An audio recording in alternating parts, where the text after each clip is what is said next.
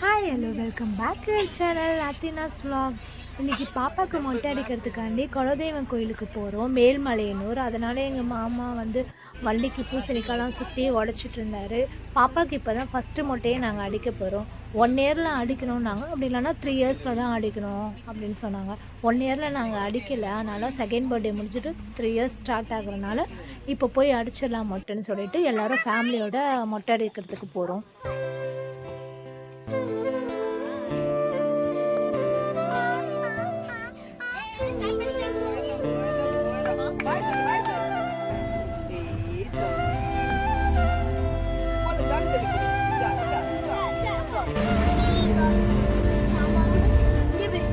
சாமி எப்படி கும்பிடுவீங்க?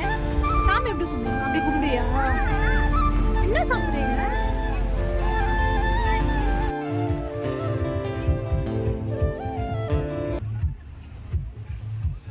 வீட்டிலேருந்து கோயிலுக்கு போக 3 ஹவர் ஆகுறனால காலைல சீக்கிரமாகவே போகணும். 5 மணிக்குனால காலைல 3 மணிக்கெலாம் நாங்கள் ஏஞ்சிட்டோம். பாப்பாவும் 4 மணிக்கு ஏஞ்சிட்டு அவள் தூக்கமே இல்லாதனால வண்டியில் கொஞ்ச நேரம் அவங்களும் தூங்கிட்டாங்க. அப்புறம் எங்கள் அக்கா பசங்க, மாமா பசங்க எல்லாருமே பாட்டு போடுங்க, டான்ஸ் ஆடுறோம் அப்படின்னு சொல்லிட்டு பாட்டு போட்டு டான்ஸ் ஆடிட்டு இருந்தாங்க. பாப்பாவும் அந்த சவுண்ட்லேயே கொஞ்ச நேரம் தான் தூங்கினாங்க. அப்புறம் அவங்களும் ஏஞ்சிட்டு டான்ஸ் ஆட ஆரம்பிச்சிட்டாங்க பாப்பா.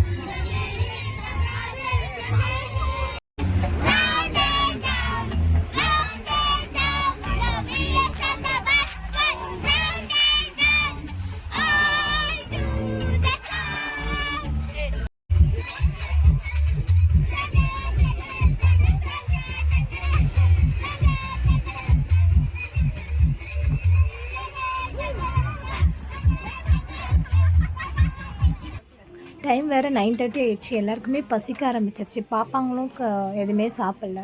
சரி ஹோட்டல் போயிட்டு அங்கே சாப்பிட்டுட்டு அதுக்கப்புறம் கிளம்பலான்னு சொல்லிட்டு ஹோட்டல் வந்திருக்கோம்.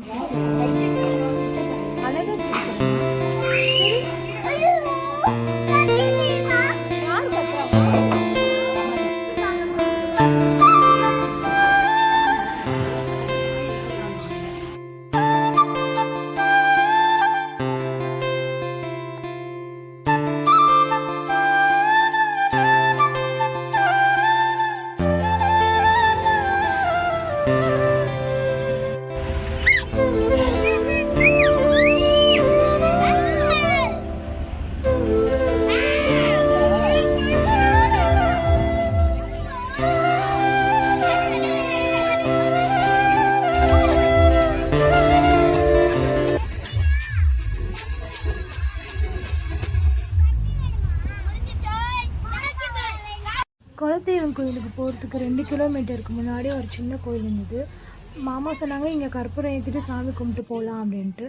ஸோ அதனால் எங்கள் மாமா பசங்க பட்டு எல்லாருமே இறங்கி சாமி